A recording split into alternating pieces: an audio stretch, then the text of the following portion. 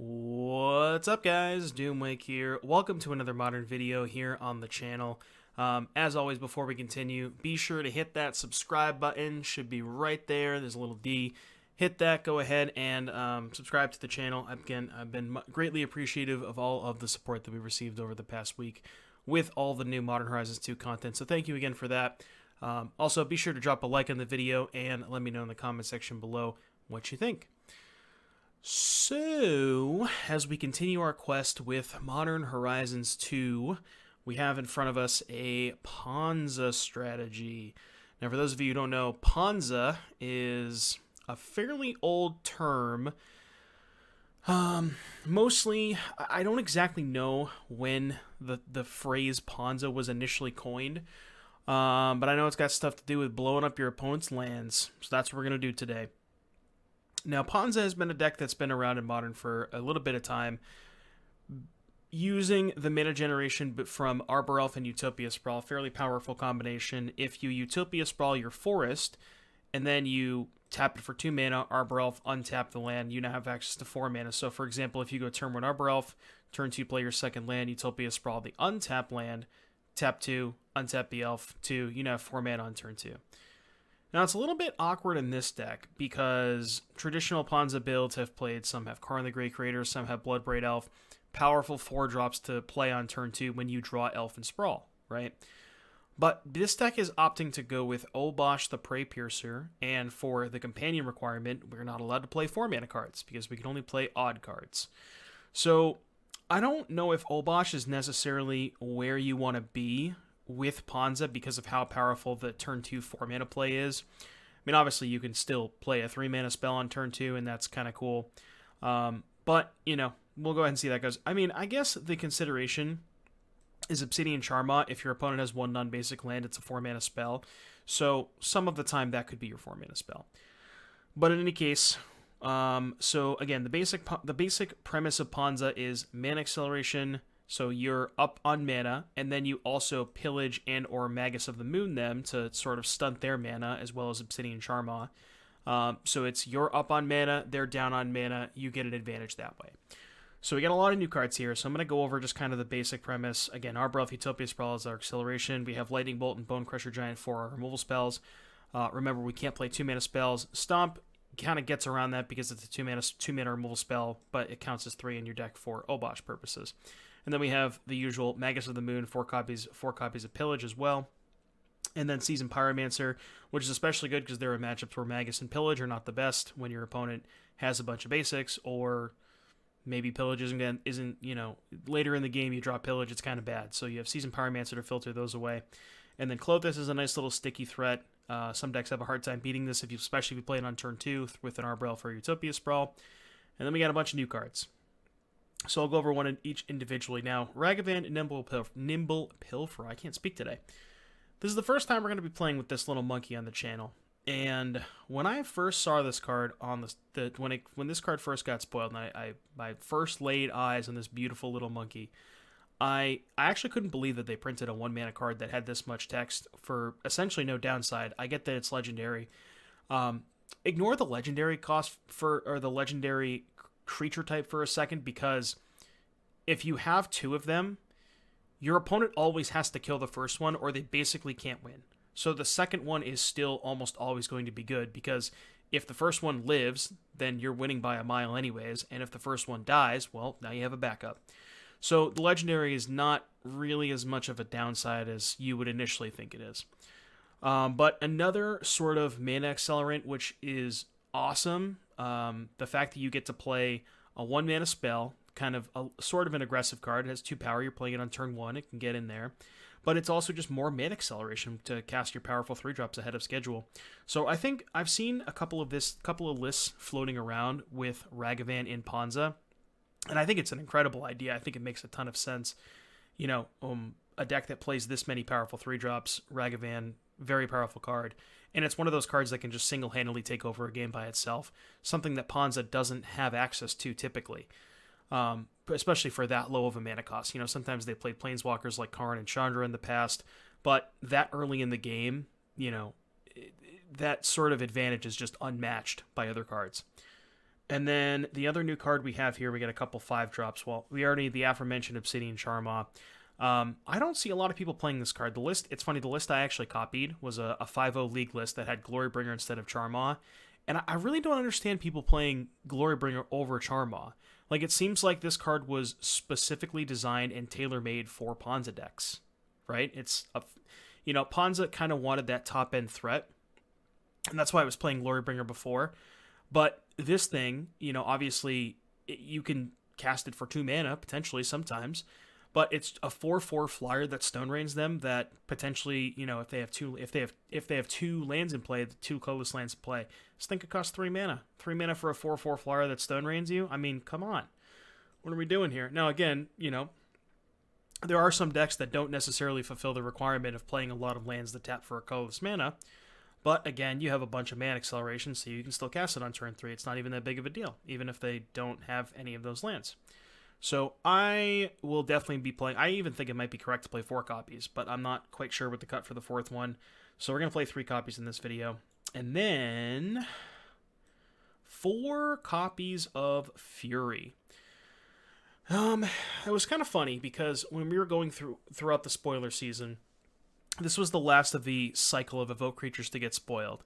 And we had already seen Grief, which everybody was obsessing over and saying the sky is falling, Grief isn't modern. Subtlety, people were claiming that Death Shadow is unplayable. There was a lot of hype around that. Or, excuse me, Subtlety is the blue one I was thinking of. I get them mixed up. Solitude. Subtlety is the blue one, which some were comparing to Force of Negation for creatures. But Fury was kind of the last one spoiled, and when everybody saw it, there was all this hype around Subtlety, Solitude, Grief. Endurance wasn't as hyped up as well. But Fury, when I saw it, I kind of didn't really think it was going to be that much of a player. And I think the biggest thing holding Fury back for me is the fact that it doesn't have Flash. Now, I don't know if the card would be too good if it did have Flash, but the way to circumvent that is playing Mana Acceleration, because you can just hardcast this thing. Again, if you have Arbor Elf Utopia Sprawl, you can cast this on turn 3. Turn 3 for a 3/3 double strike that has that enter the battlefield ability is pretty good. So you kind of circumvent that by playing Mana Acceleration, and then obviously you can still pitch it on turn 1 or turn 2 if you absolutely have to. But I would imagine for the most part you're probably just hardcasting this. But again, it's a 3/3 double strike ETB, 4 divided among as you choose among any number of target creatures and or planeswalkers. So this thing can pick off a couple X1s, maybe a Teferi that already minused.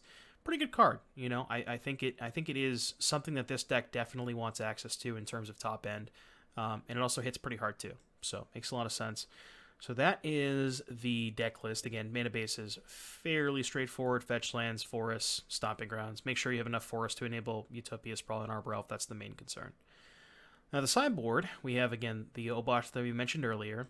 The 2 copies of Dismember for your Death Shadow, Prowess, just anything where a cheap removal spell is good. We're already playing 4 copies of Lightning Bolt, so this is, I assume, the next best thing. You could play Flame Slash instead, but I like Dismember being an instant. I think that is fairly important.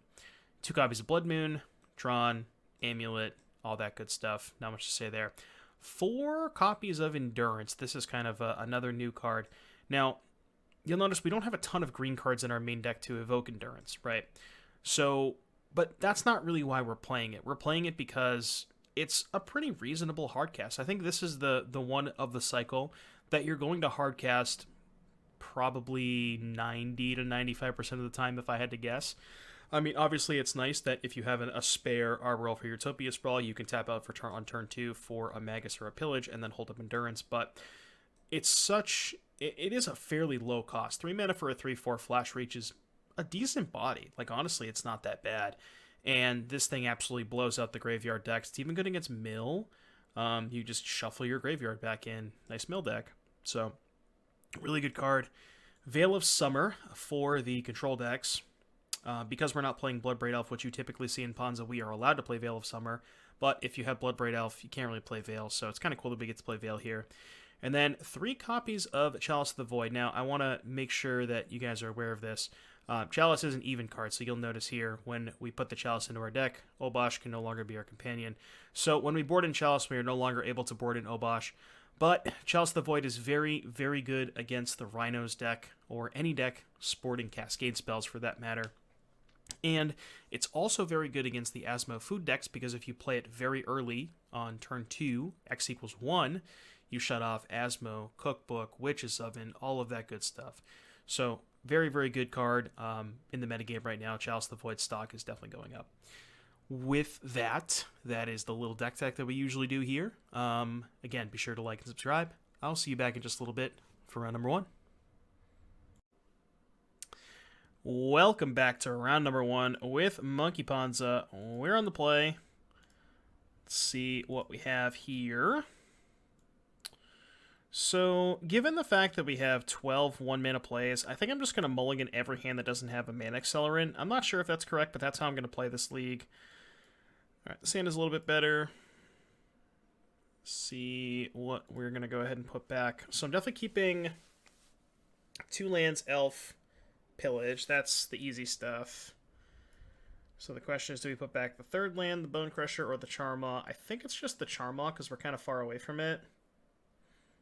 And Bone Crusher on a mulligan to 6 is kind of a 2-for-1 sometimes, so I guess so is the Charmaw in some spots, but I feel like we're farther away from the Charmaw, depending on what they're playing.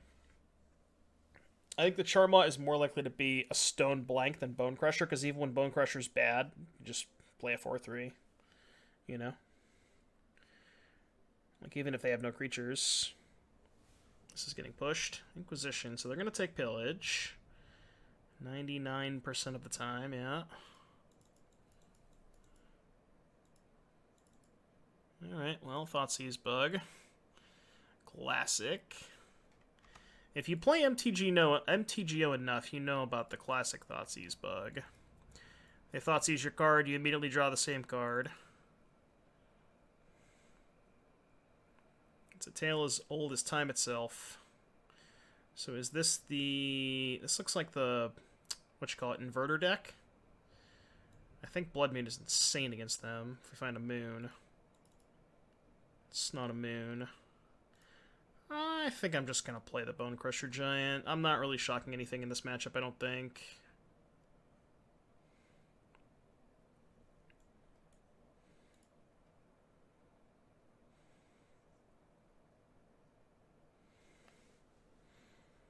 Just get a basic mountain, play 4-3, attack for 1.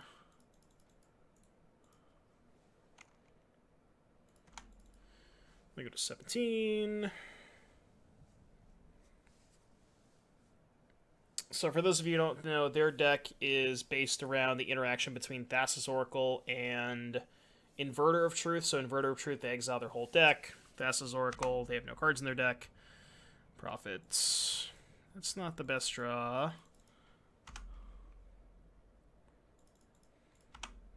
Attack for 1. Arbor Elf about to get in there for 2. Double. Double time. I'm going to save the Bolt until we get the Obosh into play. There's a good chance they just counter the Obosh, but not much I can do about that. On the off chance they don't have a counter spell, I'll play the fetch first so I can get in with the Arbor Elf for 2 damage. This is certainly getting countered. Yeah. Attack for 1. I go to 13.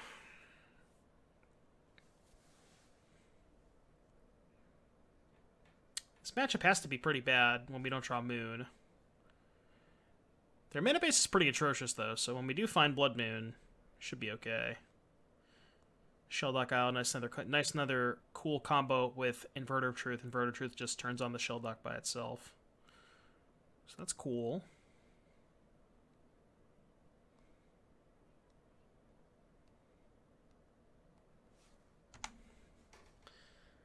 Seasoned Pyromancer.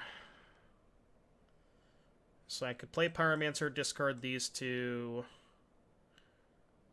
I think that's pretty bad, though. Like, what am I looking for? I guess a moon, which I only have 4 of. Even a pillage, I guess, wouldn't be that bad. I could blow up the Shellback Isle.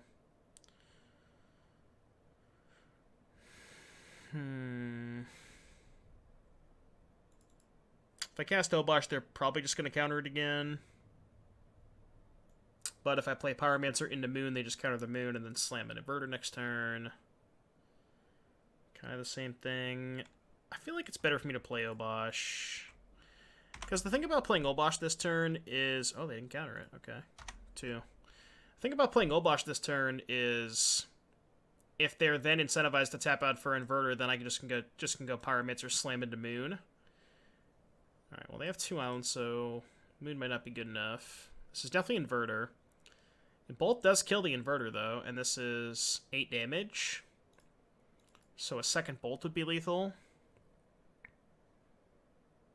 Bone Crusher would not be. Bone Crusher would be a damage short. Okay. Name Red.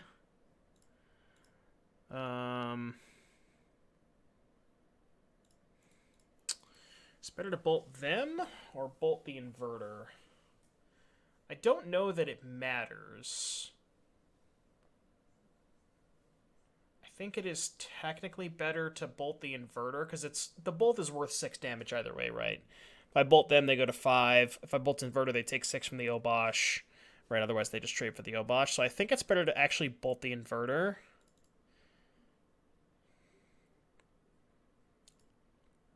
Play Pyromancer, look for second bolts. That's a bolt. That's what we call lethal damage. GG's, next game. Alright. Obosh coming in clutch there. Chalice of the Void. Is Chalice of the Void good against them?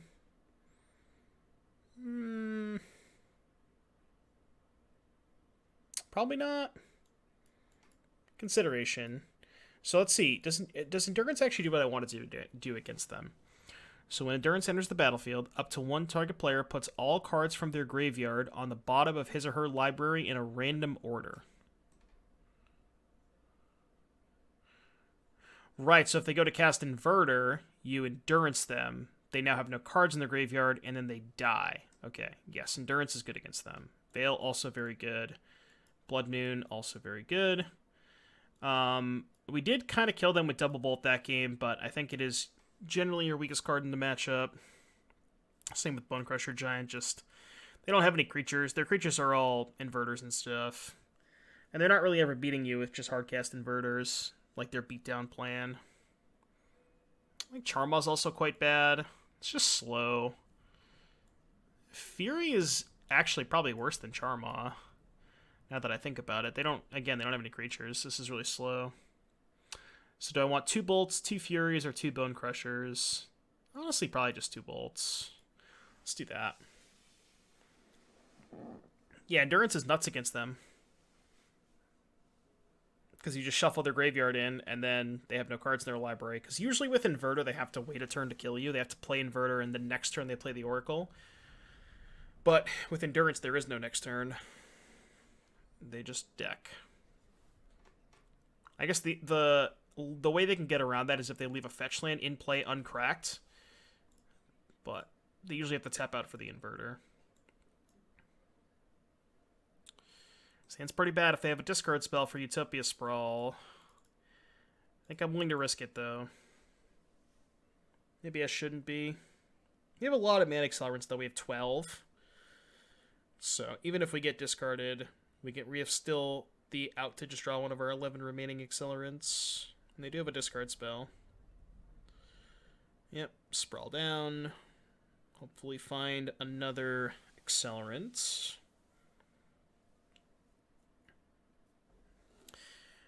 Ragavan's probably the best one.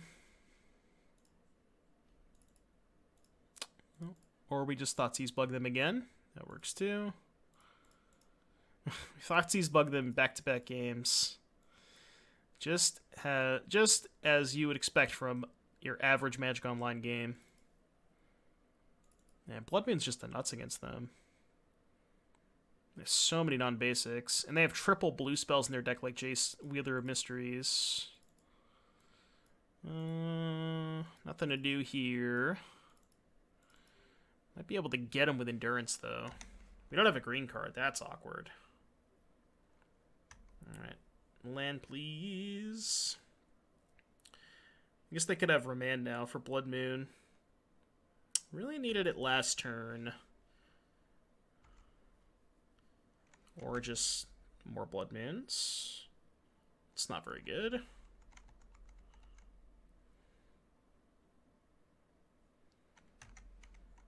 Okay.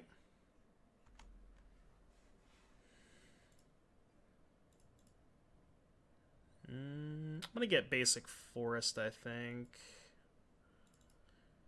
Question is, do I even want to cast the Blood Moon into their Remand? The issue is they missed a land drop, right? So if I cast Blood Moon, they Remand cycle. If they hit their 4th land drop, they can play Inverter while I don't have Endurance up. Am I really just going to hold up Endurance the entire game, though? No, I don't think so. I don't think that's worth it. Maybe I'm supposed to wait until at least I draw a green card, and then I can slam Moon with Endurance up. So maybe that was a little greedy. Okay, they don't have double black for Inverter. Alright, there's a green card. It's probably getting remanded again. Sure. Well, we have the Endurance, so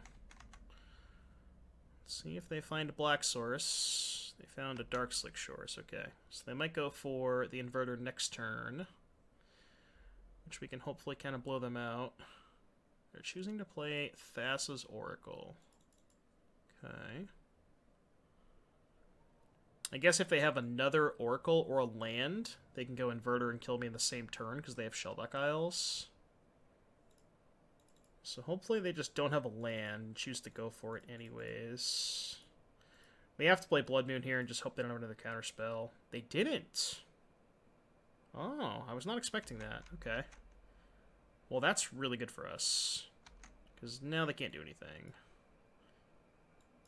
I think we just play Klothys. Right? Yeah.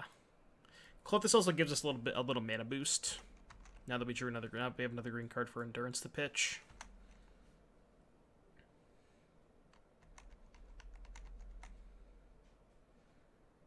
Okay, maybe start charming their Shellduck Isles. In case they have some way to remove Blood Moon, like a bounce spell. Do I want to play Charmaw?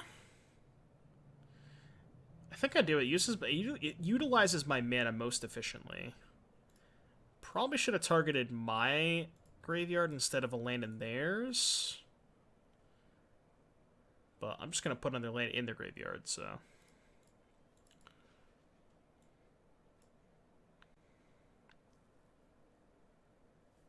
Go for the throat. Sure.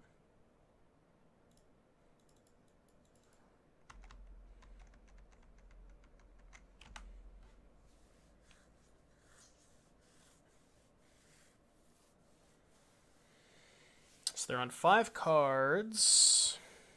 Cling to Dust, my Blood Moon. It's fine. I can just exile their Cling.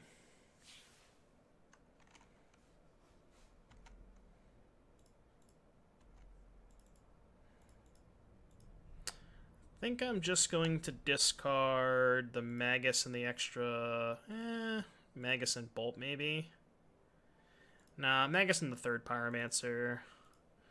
Play Misty. And I guess we'll just pass? Sure. 1, 2, 3, 4, 5, 6. Oh, I should have played Ragavan there. I could have attacked with Klothys. I missed that. That was my fault. I didn't realize I was only 1 devotion off of Klothys. I don't think it should matter too much. They might just be locked out or close to it. I guess, yeah, no, that was bad. I should have just played Ragavan. Target my own graveyard. Dash that. Just get this game over with. He gave us the GG. Alright, got round number 1 against what I perceive to be probably a bad matchup. We got pretty lucky game 1. Thoughtseize bugged them, ripped the second pillage, and then kind of just... they bricked off for a bunch. And then game 2, we just stuck a Blood Moon, and their mana base is pretty bad on top of the fact that they have 4 Shell Duck So, hope you enjoyed the games. See you back in just a little bit for round number 2. What's up, YouTube? Back here for round number 2. Monkey Ponza. We are on the draw Yorion. Yorion's a traditionally pretty good matchup for Ponza. Sand's got 5 mana sources, but we have a Pyromancer, so I think it's good enough. What flavor of Yorion is it? Oh, that was a good draw. I think I'm going to get Stomping Ground. My life total probably doesn't matter too much against Yorion. I think I'm always leading on Ragavan. It's just super high upside. Like, obviously I could lead on Elf or Sprawl. It's more consistent, but... Are they Yorion Merfolk? Playing against some weird decks today. Bolt that first attack. Didn't hit a spell. So we can go... Sprawl this. Name red. Elf. Go. Yorion Merfolk, huh? Interesting. Tide Shaper. Oh. Okay, touche. Touche, touche. I'm gonna attack with Ragavan first, because they're gonna block, and then I just get to play a second Ragavan and a Pyromancer. Like, they just obviously have to block there. Just get basic Mountain. Discard this. Ooh. Ooh, those are good draws against Merfolk. Oh boy. This matchup has to be incredible for us. Especially with the addition of Fury. Alright, Harbinger bounce, that's moderately annoying. So I can stomp this and force the trade from Mutavault for Ragavan. I think I'm down with that.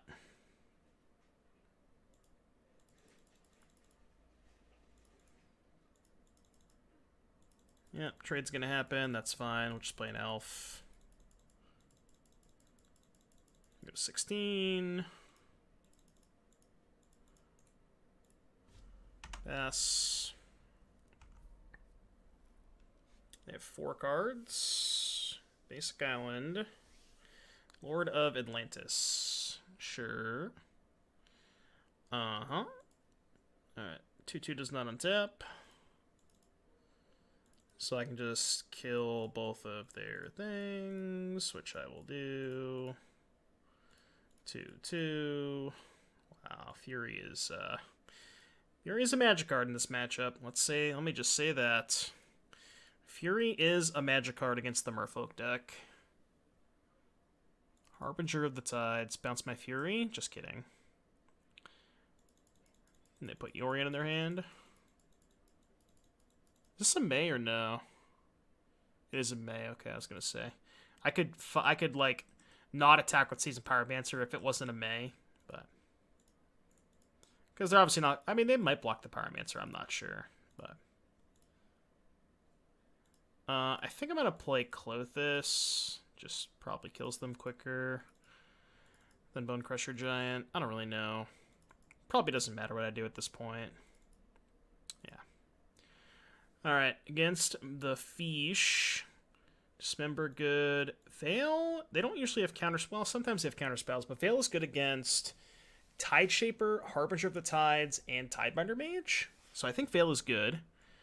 And I also want to get these Magus of the Moons right out of my deck. I think Pillage is okay, because it kills Mutavault, and they could potentially have Aether Vial. Let's cut one more card. Probably a Charmok, because it's kind of slow. Seems fine.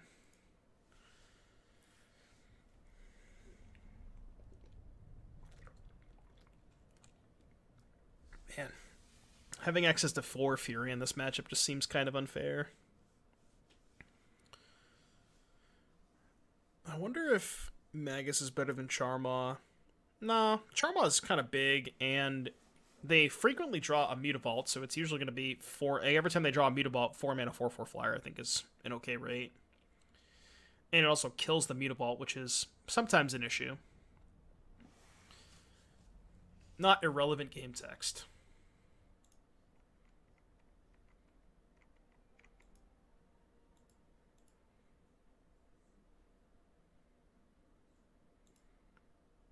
I'm actually trying to publish another video right now as we speak. It's having some issues, but should be fine.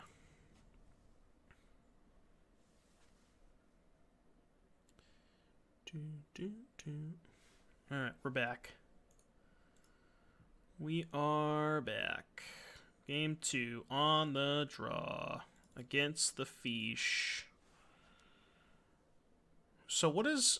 I gotta look up this Tide thing card. I'm not 100% familiar with that card, so I just need to look it up real quick. I need to see...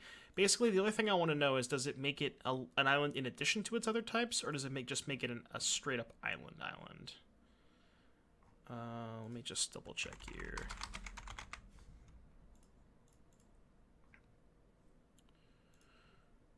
It's Tide Shaper. Tide Shaper enters the battlefield. If it was kicked, target land becomes an island for as long as Tide Shaper remains. Okay, so it's just... It doesn't have other types. Well, that's kind of awkward. Because if I sprawl a forest, then not only does the sprawl fall off, but I also don't have other mana. I mean, this hand's still pretty high upside. Even if they have Tide Shaper, I have Fury, Evoke Fury to kill it.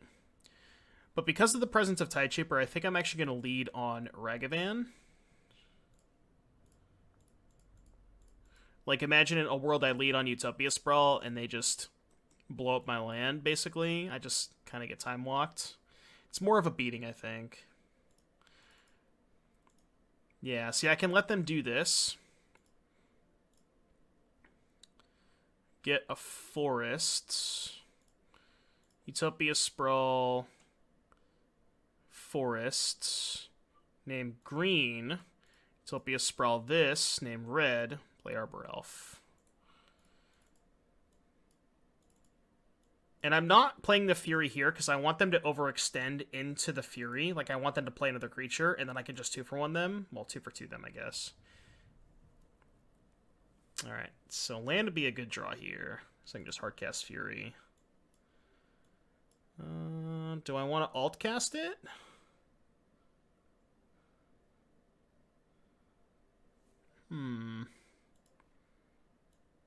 What I could do is just bolt this one and put Obosh in my hand. I actually kind of like that a little bit more.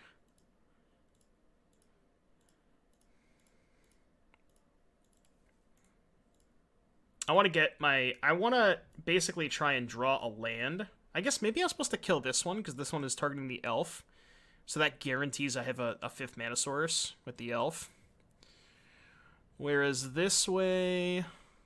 Silvergill Adept, sure. Okay, so I kill these two. Or I can kill these two and hit them with Ragavan. Yeah, I guess I'm just going to end up pitching a card anyways, right? Okay. I mean, it's fine. Like, it's still probably good enough to win.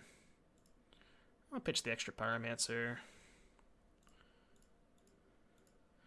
Alright, 2 and 2 there. Get in with Ragavan, have access to 5. We can play Obosh. They're on 3 cards.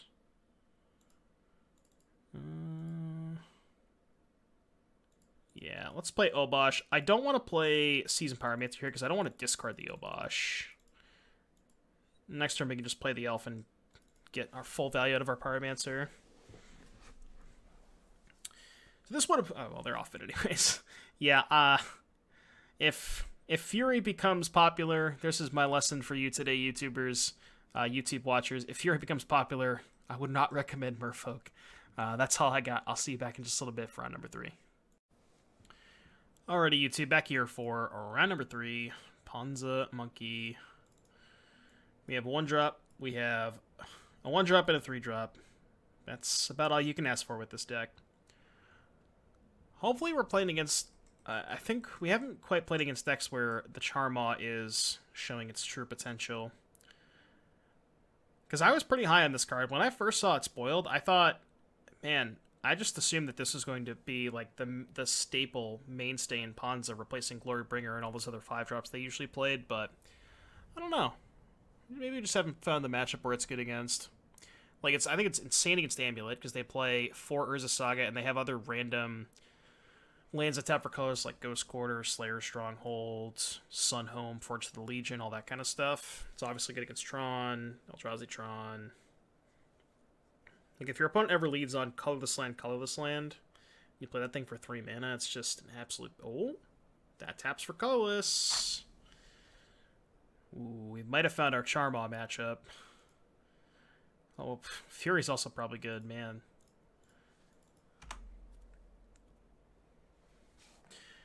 Depending on how good their turn 2 is, we might kind of rock their world a little bit. If they play another colorless land, we can go... Oh, boy. Oh, boy. That's legendary. Are they doing that on purpose? It's a 6/6. Maybe they did that on purpose. Okay. Huh. I guess that does make my Fury a little bit worse. I mean, I could kill it if I wanted to. I could pitch Fury, deal 4 to it, and then Bone Crusher Giant it. Or I could just Charmaw them.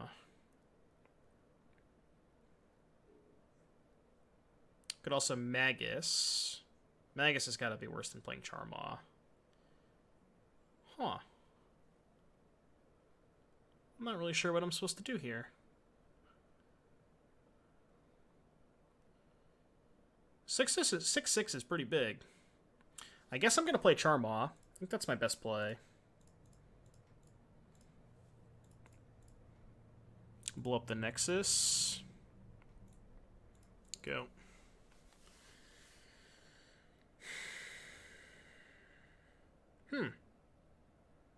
Okay, that's an Urza Saga. We have Magus to kill that. Uh-oh. Uh-oh. That's bad.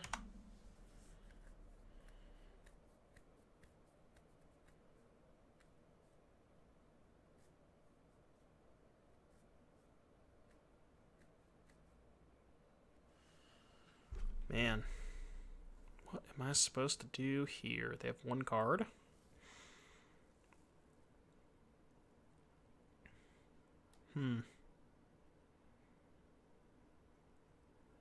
So I could try and bait them by casting Fury, dealing 2 to the Ravager and 2 to the Zabaz. And if they sack the Zabaz to the Ravager, I can blow them out by casting Bone Crusher on the Ravager in response. I don't really see any other way out of it, so I'm just going to do that. But there's no way they're going to make that play. They're just going to put 2 counters here, I think. I can't possibly imagine them trying to make the Ravager bigger.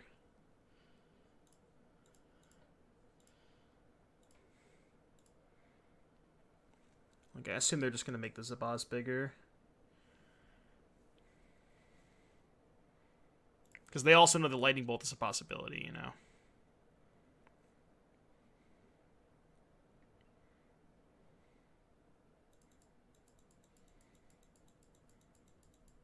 Yeah, makes sense. Okay. We have a 10/10. It's not good for me.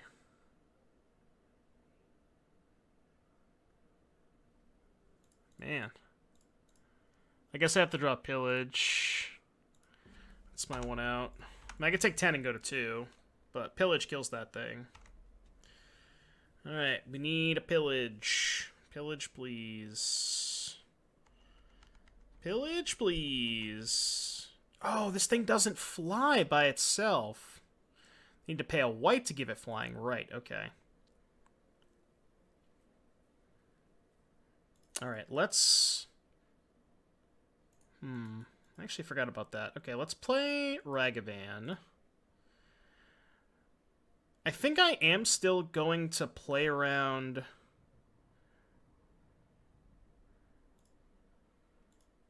them drawing...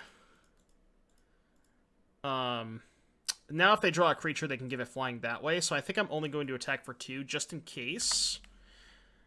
Just in case they draw... I keep forgetting what this card does. So white to give it flying. I thought it just had flying by itself. Okay, this is much more beatable than I thought it was. But if they draw a creature, they can use the Springleaf Drum to create white mana to give this thing flying, so...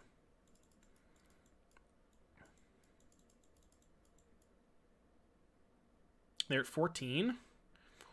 8, 9, 10, 11. I think I just block with Ragavan? Power Depot. Drew another Magus. That doesn't help me.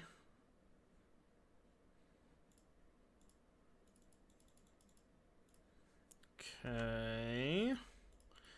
4, 5, 6, 7. Yep, still playing around them drawing a creature to give this thing flying. I think we're actually good now. Yeah, I think we're good. For some reason, I thought this thing just had flying straight up. I forgot that you had to pay a white to give it flying. Okay. That was... interesting game. I think I still played that somewhat. I think I played that well, for the most part. I tried to bait them with the Ravager. They chose not to. Alright. Dismember's good. Blood Moon's awesome because they have 4 sagas. Chalice is awesome. I don't really think I care about losing Obosh in this matchup.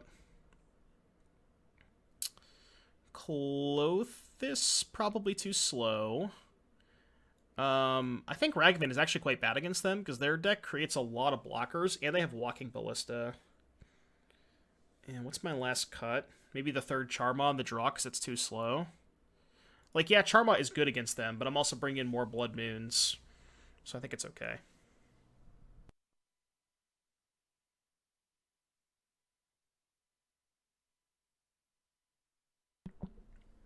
Alright. Game 2. I should probably learn to read cards a little bit more. Okay. We have a Utopia Sprawl and a Chalice, and a removal spell and a Fury. It's a 1-lander, but I think I'm going to keep it.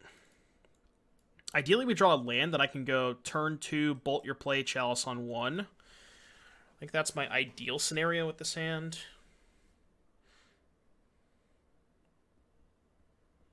Probably just going to get a basic forest and Sprawled Name Red, because I have 6 Blood Moons in my deck. And for those of you who don't know, if you have a Utopia Sprawl on a Stomping Ground and you play a Blood Moon, your Utopia Sprawl falls up because your Stomping Ground is no longer a forest. So that's why I would choose to get a forest here. Zabaz. Zabz. Now that I have a second Chalice, they have some zeros in their deck, so I guess I'll just play this one on 0. There's kind of no reason not to. And I'm still going to get just basic forests. I'm not going to kill their Zabaz yet. Inkmoth Nexus. And a Hangerback Walker.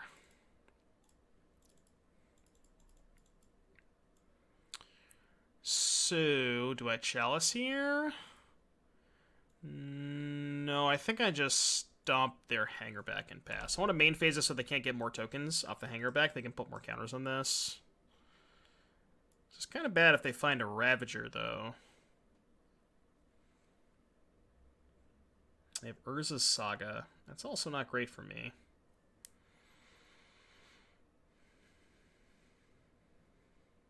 Okay. Well, I can blow up all their stuff. So that's cool.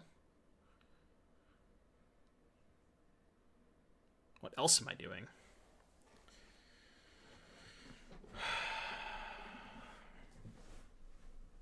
Let's play Chalice. So maybe I just pitch the Bolt and then play Chalice on 1 after I kill their stuff. It's kind of bad if they have Ravager, though. What if I just don't play the Chalice? What if I pitch Seasoned Pyromancer? And then I guess maybe play the other Pyromancer? Because obviously I have to kill their stuff. I'm just trying to figure out what to pitch. I guess what I could do is just pitch Seasoned Pyromancer, play the other Pyromancer, discard the Chalice and the Bolts. I guess I don't hate that line. Yeah, I think I like that. That line's not bad. I don't know why I'm doing this first. Oh, I can just play Seasoned Pyromancer first to find a different red card to pitch too, right? I can just go Seasoned Pyromancer, discard these two. And then, yeah, that's just... Well, no, because I end up losing the token. Okay, that's bad. Well, actually, I should just pitch Bolt then, and then I can Pyromancer, discard the other Pyromancer to get more tokens. I figured it out.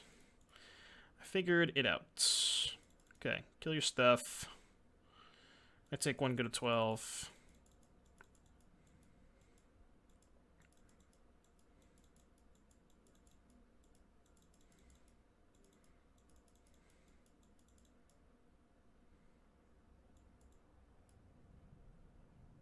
Hey, what did I miss? Am I dumb?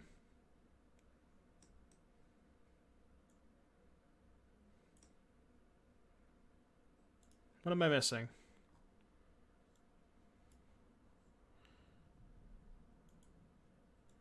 Oh, they killed their own Zabaz. Got it. Okay.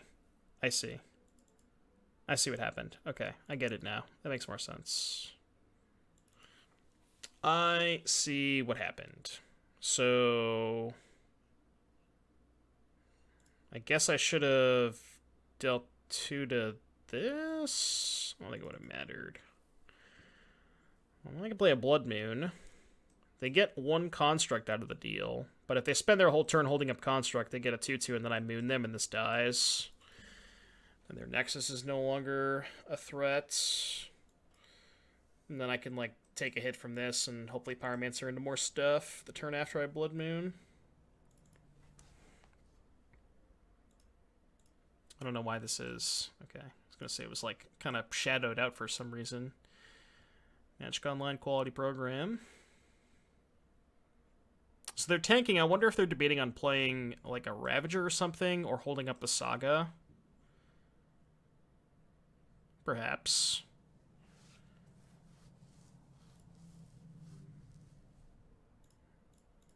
Alright, sprawl this. Named Green. Yeah. So play this. They make a thing.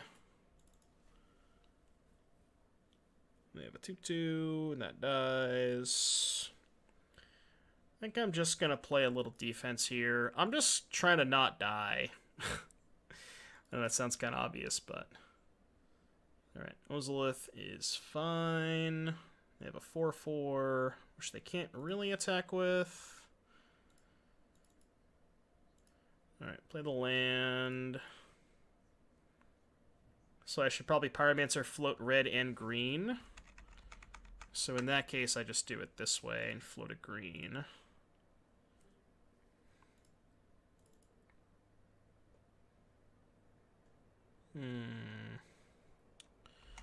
Not the best, but it is a flyer to brick their Thopter. So now we might be at parity. We're at parity until they find a Ravager, though, and then we kind of just get worked. Ballista is probably fine. Oh, wow. I feel like this trade is really good for me, no? Actually, I don't even have to do this, right? Because if they bin this to kill this, this is only a 4/4. But, like, there's just no reason not to. Alright. Pretty sure this trade's good for me. Okay. I did not expect that trade to happen. Very strange.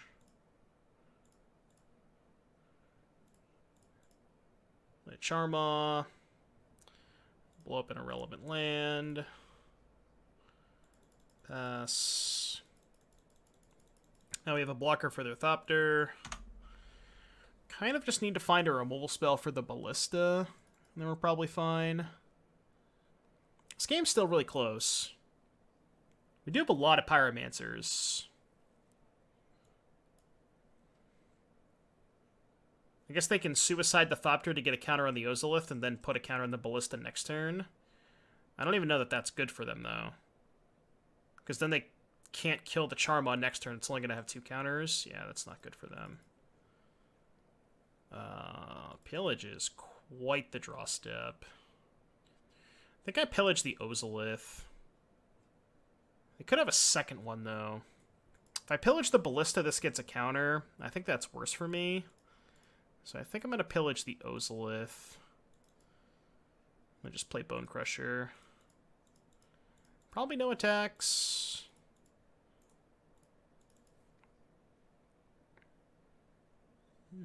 Yeah, I'm not... I mean, I guess I could trade 4 damage for 2. But now if I just find a Fury, we're living. We're chilling. So they have red mana to blow up their own artifacts. So they can theoretically blow up Zabaz, blow up Worker, put 2 counters on Ballista. Oh, actually, wait. If a modular triggered ability would put 1 or more counters on the creature you control. So if they blow this up, 2 counters here, and then blow this up, 3rd counter here, so this thing's a 4/4.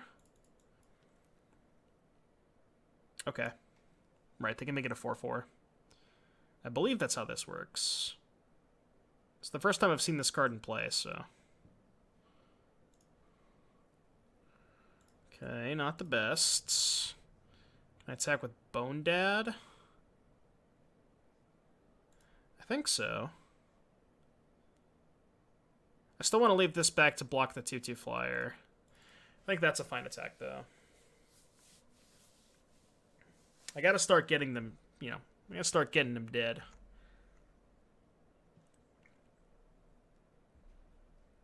Alright, so now they can put a counter on their Ballista. But if they put a counter on Ballista, they then can't use the Zabaz. So I think that's okay.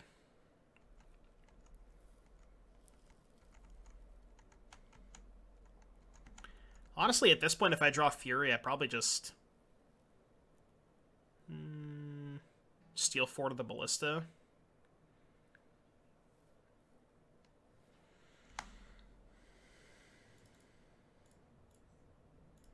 Alright, Pyromancer. Drew a basic forest. That doesn't help me. I think it's only 4 again.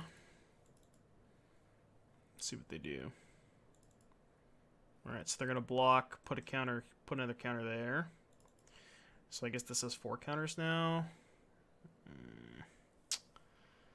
We're in danger. Maybe I'm supposed to pillage the Ballista when I drew pillage. Yeah, maybe. That's maybe where I messed this game up. Did they just play an Urza Saga? They did. It's not how that works.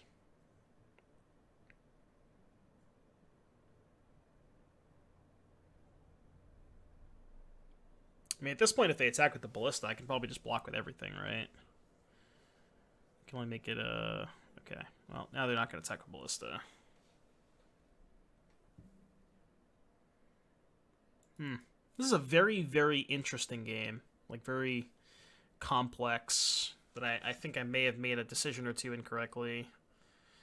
It's not been an easy game to navigate. I will say that. Is that attack good? I guess it like puts me dead unless I draw pillage. Oh. I was gonna say, don't they just have me dead anyways? I don't draw pillage. Not necessarily. I drew Fury. A little late to the party. I guess I need to get them to put Walking Ballista in combat. It's my only out.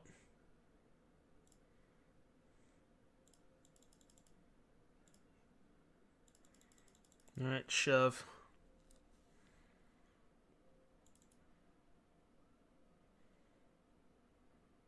And there's no chance they're putting the Ballista in combat.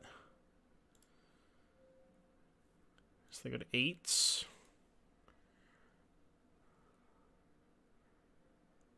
I mean, I'm not dead unless they draw a land, right?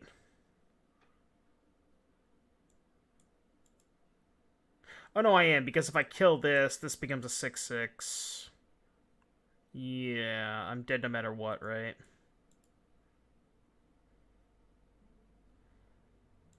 Unless they don't see it.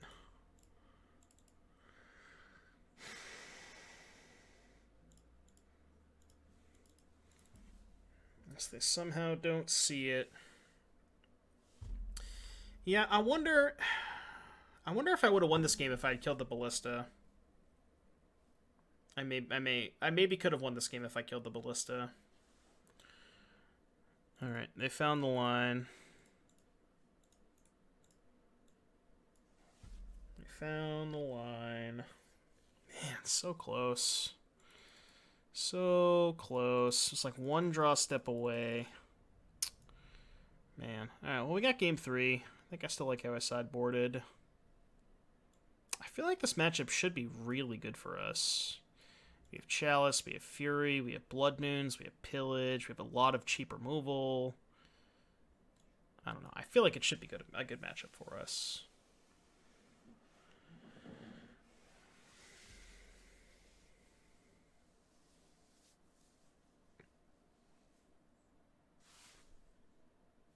I don't know. Yeah, I wonder. My only issue with killing the ballista is if I kill the ballista, they put a counter on the Ozolith. And then the Ozolith puts a counter on the 2/2 flyer, which then becomes a 3/3. And then I guess they could blow up their own Zabaz to, make it a 4/4.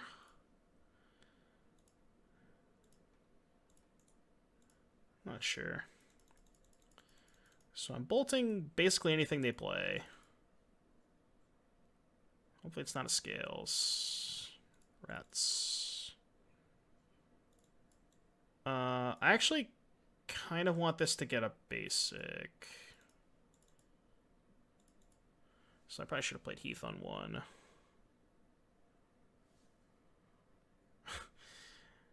Well, I guess the nice thing about Chalice... Yeah, so this will get Mountain. This will get Forest. The nice thing about Chalice is I can play the Pyromancer next turn and discard the 1s, so it's fine. Alright, Chalice is pretty nutso against them. Case in point.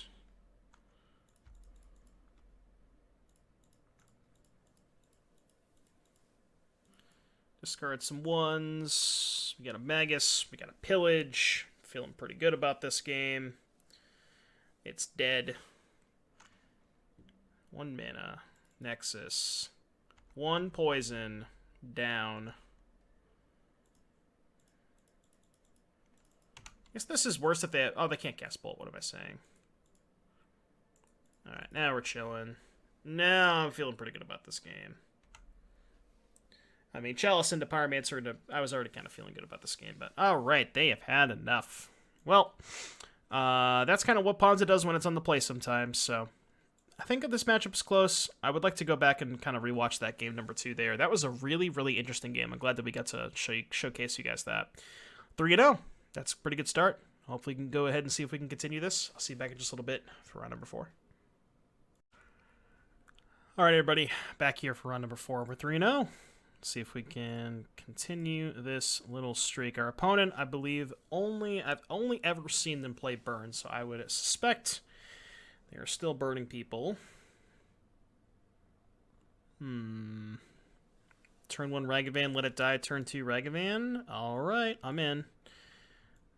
And like in a matchup like this, they have to spend removal on Ragavan. I mean, this Charmaw's kind of a blank, but we can pitch it to Fury if they play a Goblin Guide, so still, it does something. Alright, we can get a basic. Got Ragavan, pass.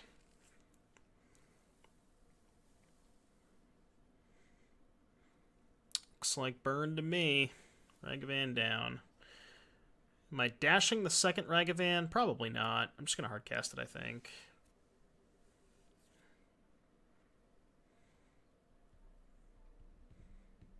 Oh, Swiss Spear on defense. Oh, is this prowess? No, I think they're usually they usually like to play bauble in their burn deck. Attacking me. Aggressive. Very aggressive. Hit a Mesa.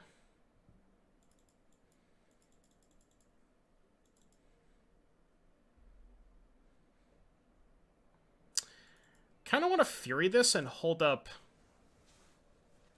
Huh. This is tough.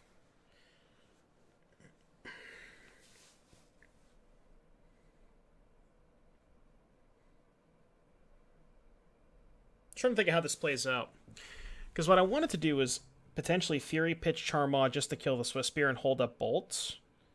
Maybe that's got to be just worse than doing anything else, right? Just like land go. Yeah, alright, I'll just pass.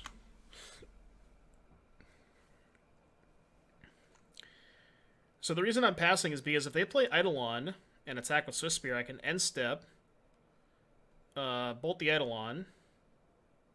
You're supposed to bolt there, perhaps.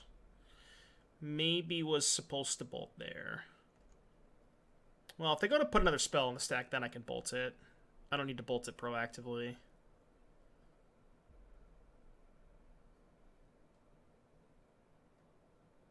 So I bolt it. Maybe I messed this up. I bolt it, then they have a bolt. It's a bolt that's not going after my Ragavan, though. Yeah, they should have responded to this trigger.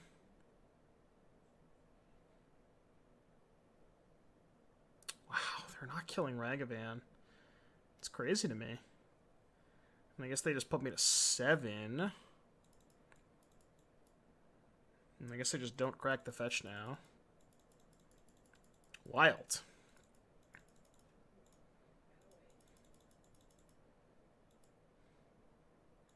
Get a Goblin Guide. I think I'm just going to Hardcast Fury.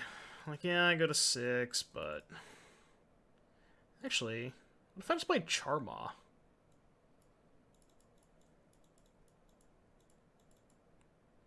Maybe that's actually just better. That's probably just better, right? Yeah, I think that's better. Pass. I could have also pitch cast Fury, but it's not like they can kill the Charmaw anyways. Alright, bubbles, whatever.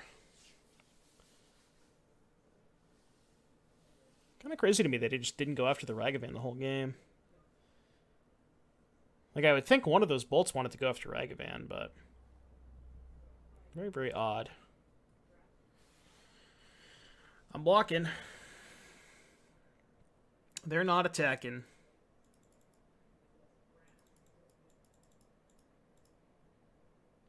Alright, well, they've shown a willingness to not kill Ragavan, so I might as well just pitch it now. Because they're clearly not going to kill it. And this is a two-turn clock, so... I mean, we'll see what they have, but... They also probably should have fetched in their upkeep to turn on Searing Blaze. Maybe they're just not playing Searing Blaze, but...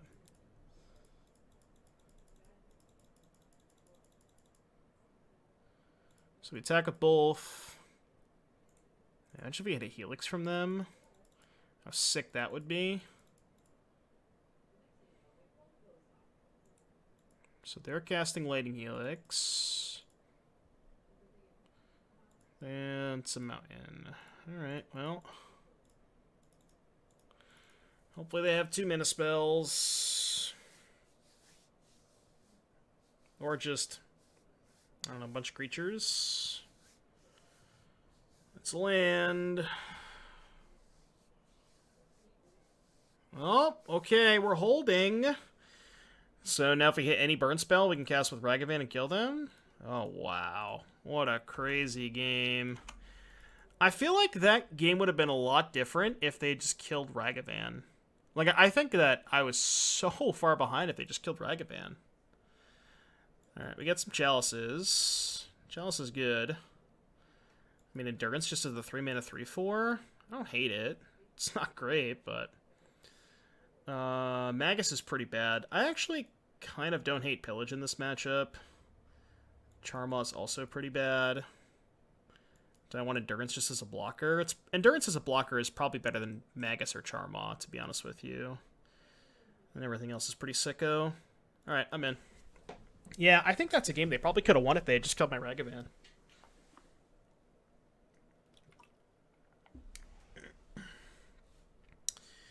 They didn't learn the age-long lesson. Age-long, I don't know if that's a phrase, but... Always bolt the bird, or in this case, the monkey pirate. That's a goblin guide. Pillage has entered the revealed zone. I just Fury Pitch Pillage, play tap land.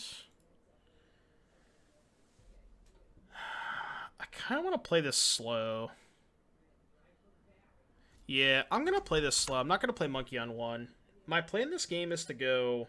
Hopefully they play a creature here, and I just annihilate them with Fury. Oh, yeah. Oh, yeah. So I go to 14. Revealed Pillage. Don't mind if I do. Kill these two. Oh, yeah. Oh, yeah.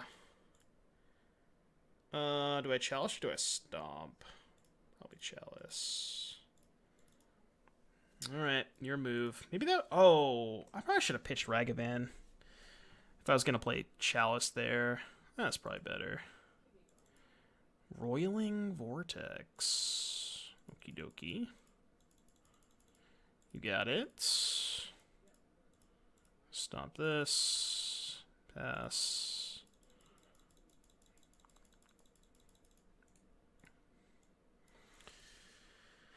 I'm going to get a stomping ground here. Well, if they have a bunch of twos, then I'm probably going to lose this game, but hopefully their hand's all ones. Looks like it's not, because they're holding up a spell here.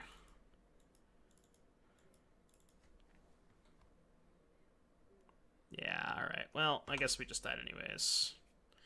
Well, we annihilated them with Fury and still easily lost. Feels bad, man. Okay. We died. We get to be in the play. I think this matchup is good. The more, like, the way that game played out, I think if we were in the play, we very, very easily win that game. So, I think this matchup is good.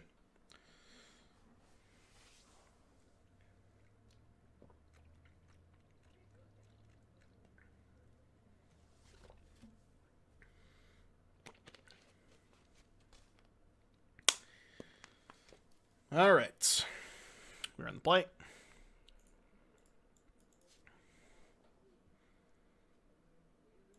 And we have a turn to Clothis. Sure. I'm in. I'm in. They want to kill my elf, that's fine.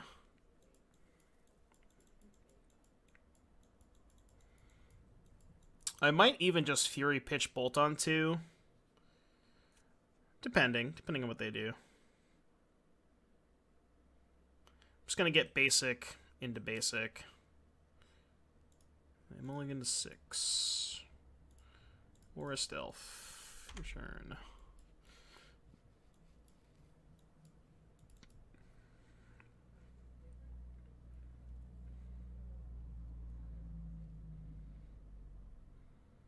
I assume my elf is dying. And they love not killing my elf. They got really punished for our last game. Alright, I'm just going to play Clothis, yeah.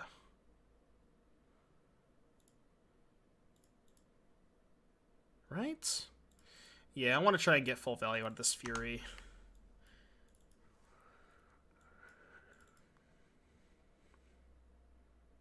So they play another creature here, I can just Fury both of them. Searing Blaze. That's acceptable. Alright, eat their Searing Blaze, go to 14. Probably just pass with Endurance up? Just hardcast that? It's probably fine. It's a beater. It's a little pressure on. Maybe I cast Bolt now.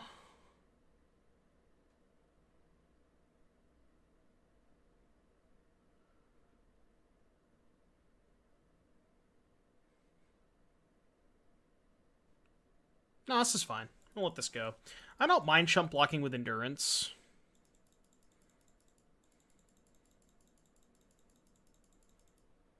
Just don't think there's any way they brought in Path. Like, if they have 1 2-mana spell here, that's fine. It just bounces off the Endurance. Alright, up to 1. I'm going to choose not to use the ability, because I want more food for Klothys. It is up to.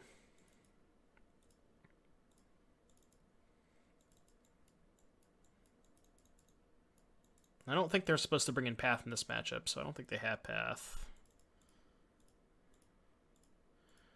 I will declare a block.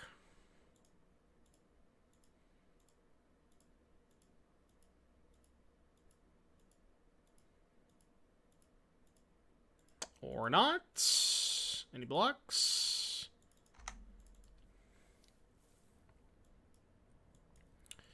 Damage happens. Eidolon of the Great Revel. That's probably not going to do it. So 12. I think I'm just going to pitch Bolt just to not take damage. I'm going to just hold up Endurance. Yeah, I just don't want to take damage. Kind of miles ahead anyways. They go to 8. We have Klothys in play. Well, actually, they're just dead to the second Endurance. I guess now they can chump block. They're off it. 4-0. Monkey Ponza too strong. Let's see if we can get the 5-0. I'll see you back in just a little bit. Alright, YouTube. Round 5. We're 4-0. Let's see if we can get another trophy. We're on the play. It's time. Monkey Ponza. Ooh, hand's great. I keep. Turn 1 Sprawl. Turn 2 Pillage. Or Blood Moon. Choose red. Red. Red. Let's see what our opponent's up to over there. Wooded Foothills. No way this is a mirror, right? Basic forests. Is this Heliod, perhaps? Don't think the Heliod matchup is very good.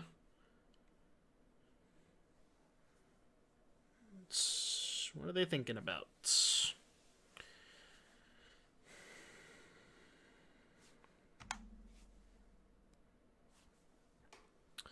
So Stomping Ground, Utopia Sprawl here, name green, stomp this, play Arbor Elf, and then we get to do basically everything next turn.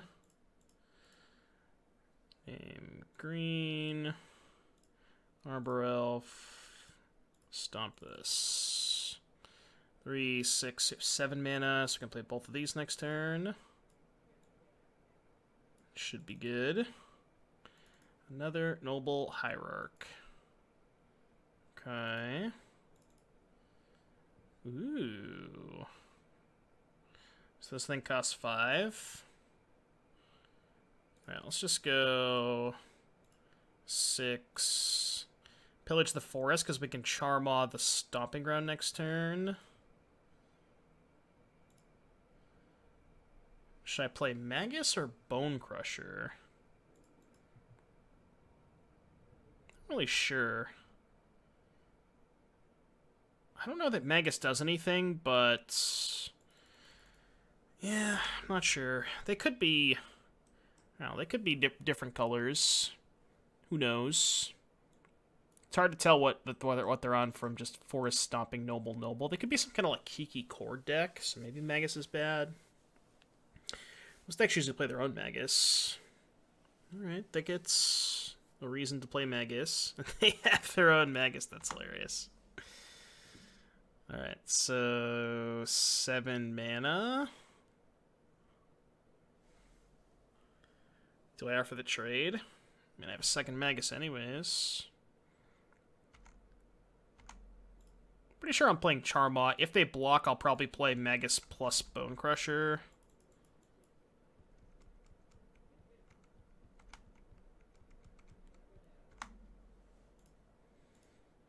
It's possible I'm supposed to just play Charmaw and not worry about that, and just, like, not even offer the trade. Just play Charmaw. But I think this uses my mana better. Like, now if I draw Bolt, I can Charmaw and Bolt.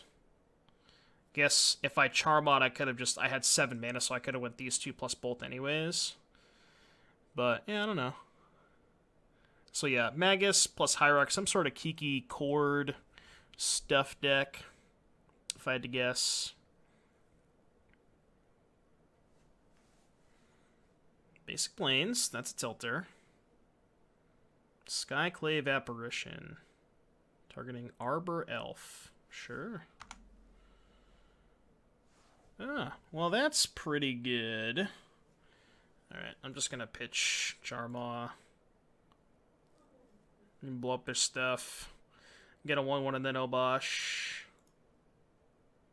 That is my play.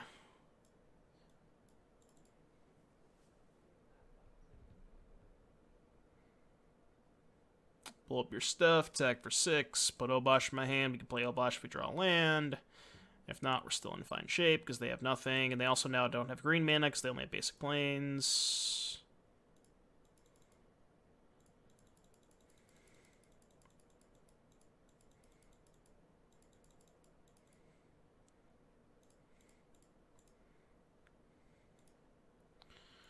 Blow up your stuff.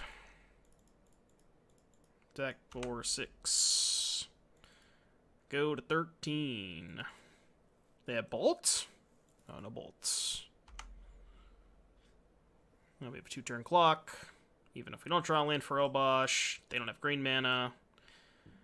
They have more red mana. Do I think they're a Restoration Angel deck? Well, I don't really care now that I have the Obosh. Because now even if they have Resto, they can't eat this. It's a trade. This is also a lethal attack. Yeah, Resto's whatever. They have to block.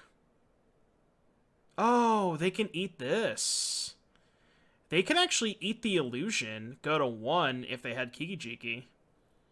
Yeah, right? Because it's 4, 5, 6 times 2 is 12. Go to 1 and then have Kiki-Jiki. That was potentially enough for them. No, we should be fine. They have another Resto, it doesn't matter. So exile Obosh, trade for Bone Crusher. Okay, that's a beating. Oh, it has lifelink. Yeah, they can even do it this way. Right. Alright, well, we bricked off there. That's kind of rough. I did not think I could possibly lose this game, but...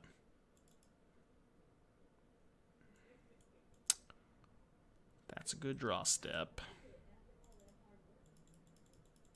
Man, this is a frustrating game to lose. Alright, let's tap. Draw.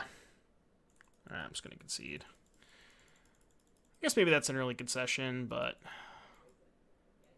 I don't even know what they're doing. I assume Dismember's good. Maybe Blood Moon. Maybe not Blood Moon. Endurance doesn't seem good. I mean, I don't want Magus.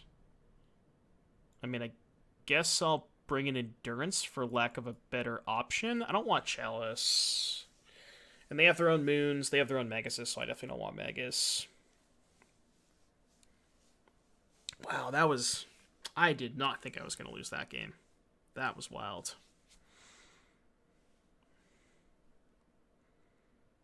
Alright, shake it off. We'll get him the next 2. Don't worry, chat. Don't worry. I keep saying don't worry, chat. I'm so used to talking to Twitch. Don't worry, fellow YouTube watchers. We got this. I'm not worried about it. It's fine.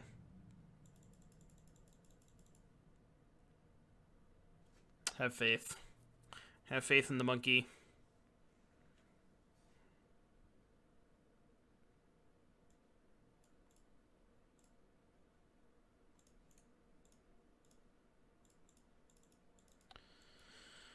Turn 1 Ragavan, keep.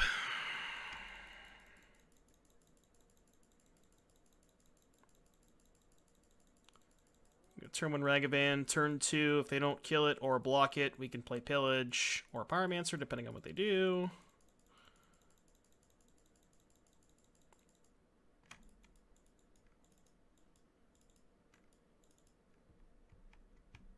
Bolt or dead.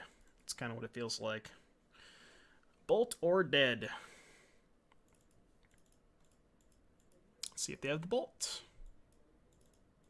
This card's felt pretty powerful, I will say. When you have it on turn 1, especially in this deck that just has so many powerful 3-mana plays, it's really, really good in this deck. Basic Forests. Alright. Attack. Oof. So the only way I can cast it is if I name white. Yeah, worth.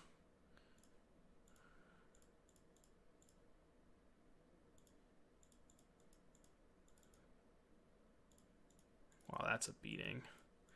That is a beating.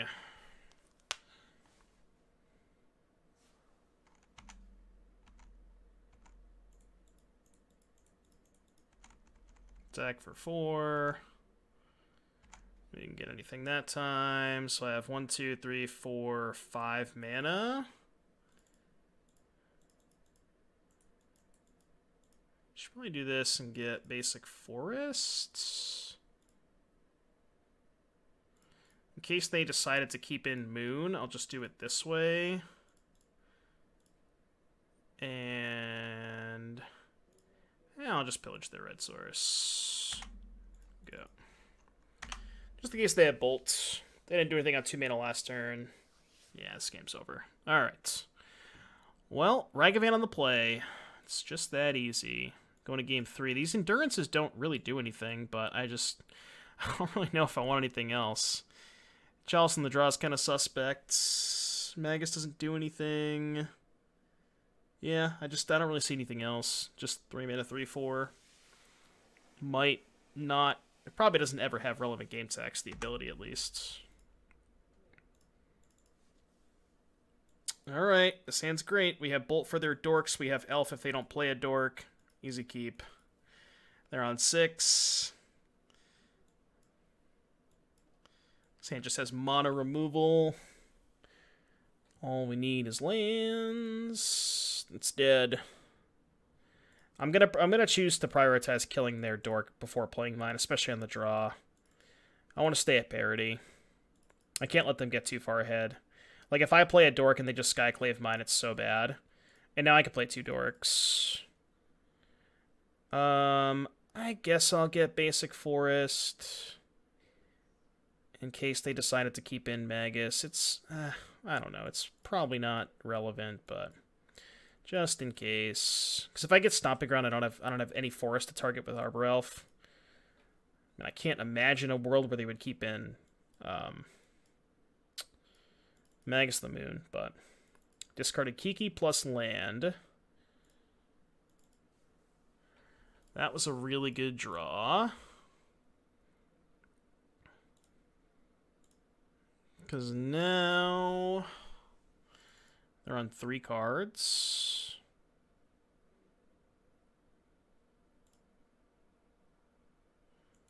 Well, I was considering stopping their Pyromancer and bolting their token, but that seems unnecessarily aggressive. Yeah, I don't need to. We're gonna take it a little slow here. I think I'm just gonna play Clothis. Yeah, I'm just gonna play Clothis.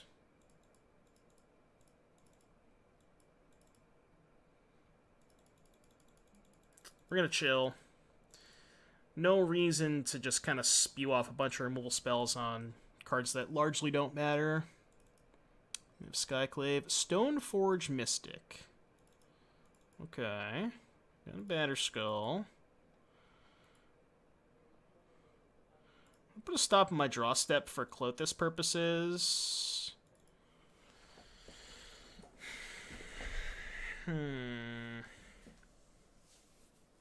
So I have 2, 4, 5, potentially 6 mana with Klothys. So I can bolt the Stoneforge and slam a Charmaw and try and keep them off Batterskull. Okay, so let's do that. Let's exile a land. Make a red.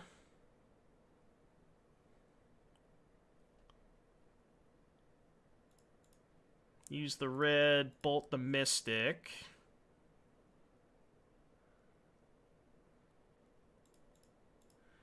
And then we will blow up a white source. This also turns on Klothys.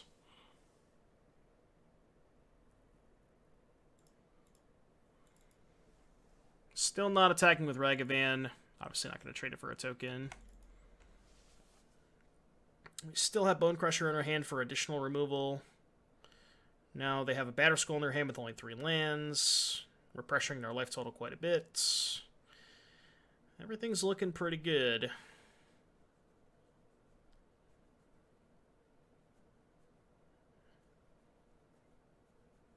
What do they have? Noble Hierarch. We can kill that. Oh, no land? I like that.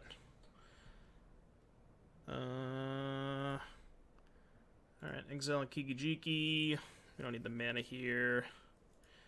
I'm going to start by stomping their Noble. We'll do this. Play Pyromancer, draw 2. Go to attacks. Attack with Klothys Charmaw.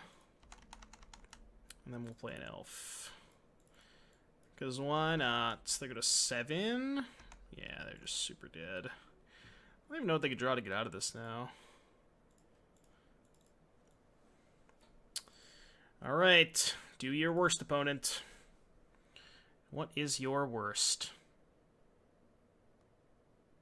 Your worst is concede. That's another 5-0. That's a lot of 5-0s in the channel. Could have had back-to-back-to-back 5-0s if I didn't horribly punt that 1-5-0 with the Rhino stack where I just click through my attack step. But yeah, that's awesome. Another 5-0. Getting up there in the trophy count. Let's go back to the deck real quick before I send you guys out of here. Yeah, I mean, as you can see, showcased throughout that video, throughout the league, Ragavan is pretty insane if your opponent doesn't kill it. And that one game against Burn, where, you know, obviously we walked a pretty tight rope and got pretty lucky to dodge a burn spell on that last turn. But I don't even think that that game would have gotten there if they just killed my Ragavan. Like, my opponent just chose to get a very, you know, reckless and just throw all the burn at me. And I think that without the Ragavan drawing me, you know, a couple extra cards there and generating the extra mana, I don't even think that game, I think I would have lost that game by a mile. But yeah, Ragavan incredibly powerful. If your opponent plays it and you have the opportunity to kill it, you should probably kill it. If you have made it all the way to the end of the video, I do thank you for tuning in. I hope you enjoyed the video. Be sure to like and subscribe to the channel. And that's all I got. I'm out of here. I'll see you guys in the next one.